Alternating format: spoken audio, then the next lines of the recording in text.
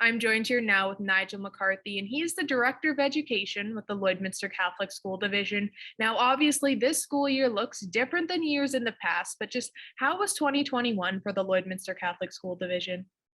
I think 2021 has been the opportunity to be like the song, to light one candle for peace, and to light one candle for joy, and to light one candle for hope as we move through the year. And I think in our schools, we've been finding ways to light a candle for our students and for our families, and be part of that hope for the future that Christmas brings. I think our highlight is the Christmas concert, and the ability to have a drive-through Christmas concert, or a drive-in Christmas concert rather, and to bring families together around celebrating children.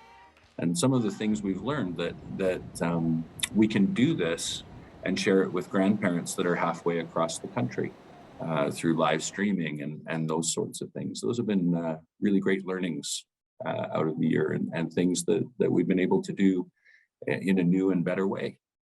With the media studio opening at Holy Rosary, as well as the money for the welding expansion and the groundbreaking ceremonies held, just how has the work been so far on the expansion of Holy Rosary? Well, I think, getting to open Synergy Studios and that being one of the first phases of our construction is very exciting. It's a partnership with Synergy here, our credit union, and their support's enabled us to do something very special for students, and connecting them with the type of work that you do, and the kinds of futures that they can have through communications, media, and technology.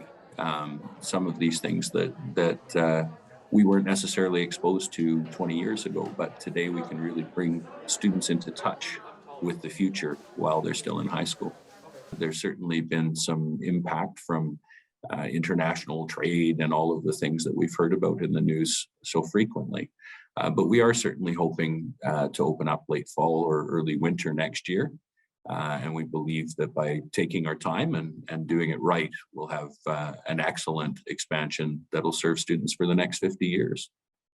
We've seen LCSD students thrive in many ways, including the designing of the new media studio and Gold at Skills, just to name a few examples. But just what has been some of the accomplishments of students throughout the division this year, and just what does it mean to you to see that?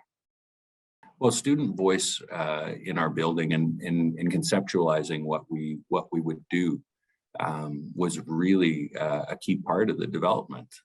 We went out to grade 5, 6, and 7 classes and talked to them about what they saw in the future. And we heard from grade 11 and 12 students around what the future of education might be. And doing that, brought us to develop an innovation lab, which will focus on design and programming of video games and esports, and all of these sorts of things that are new pathways to success for students that are international. And students see these things or see the future, and it's important for us to get to listen to them. And discovering the talents of our kids, and how Nathan participated in the design of our Synergy Studio, which we opened at the end of November, really showed us something about the virtues of listening and being part of that. And there was recently the groundbreaking Dreamcatcher ceremony at Holy Rosary for the new Indigenous Center. But just what are some of the division's goals for keeping this Indigenous learning in schools and starting it at a young age? Well, I think our first goal this year was to recommit to listening to our elders, and to understand the needs of students who come from a First Nations background, who might be Cree or Métis, living in Lloydminster and coming to our schools. And we talked to artists as far afield as Jason Carter in Canmore, and talked to people here at home, Sweetgrass and Onion Lake and other First Nations, and really developed our Truth and Reconciliation Center around those goals. And I think that's a model for how we're going to move forward in working for the success and the continued success of all of our First Nation students. And just what are some of the other goals for the division going into 2022?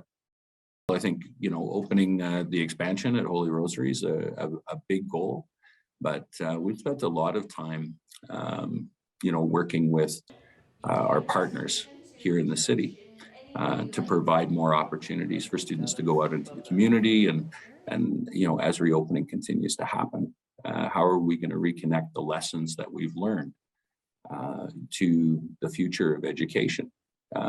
We've come a long way in 2 years in what we can do, and understanding it's not about what we've lost, but it's about what we've learned has been a real focus.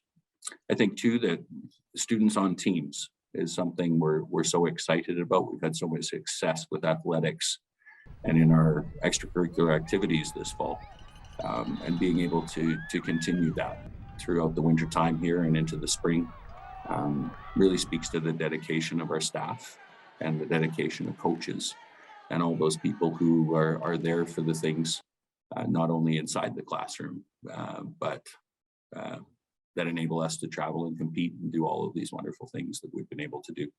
Thank you so much for your time today, Nigel. And you have a Merry Christmas.